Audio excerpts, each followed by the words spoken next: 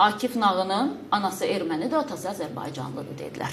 Və siz məni erməni olmaqda ittiham edirsiniz Facebook üzərindən. Və deyirlər, Akif Nağıya bir kəlmə deyin ki, ailəsindəki ermənilərə baxsın, sonra səni ermənilikdə günahlandırsın. Kimdir ailənizdə erməni olan? Çox maraqlıdır. Yalandır, başda yalan. Niyə sizin haqqınızda yalan danışmağa maraqlıdırlar? Məsəl üçün deyək ki, mən tutaq ki, hansı məcbur köçkünə toxumuş. Hər kim zəng eləmiş. Görürsünüz, mən sual verir. Mən sizə sual verirəm, adi. Anonim lazım deyil. Çünki mən belə qəraətim ondan ibarətdir ki, siz o sualı özünüzdən uydurursunuz. Mənim nəslim, nəcabətim, Ağdamın Paprika sizin paylaşımınızın altında yazıblar. Gedin araşdırın, verin cavablarını. Kimsə nəsə yaza bilər orada, işte oxumuram, nəslim danışdığınızı oxumuram, orada baxmıram. Bilirsiniz niyə? Çünki siz o qədər məsuliyyət daşımayan birisiniz. Bizi saçı ağartmaqla insan həyatda mövqeyi olmur.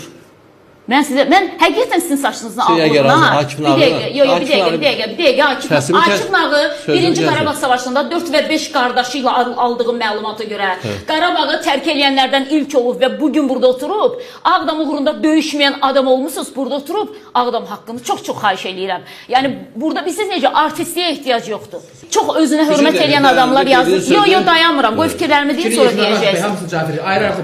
Baxıram ki, YouTube kanalınızı yazmışsınız. Mən Səidə Bəkir qızını təhqir etməmişəm. Q yazıb nöqtə qoyub cığı yazmışam. Mən ona qadın kimi yox, qadıncıq kimi baxıram. Onda sizin evinizdəki xanımlar Q nöqtə cıqlardır da, belə çıxır. Özünüz bilərsiniz. Necə başlayırsınız, özünüz bilərsiniz. Yox, hər halda siz Azərbaycan qadını və deyirsiniz ki, Səidə xanıma mən qadın kimi baxmıram, bəli. Mən sizi kimi kişilərə baxanda həqiqətən çox qeyrətli kişiyəm, həqiqətən də.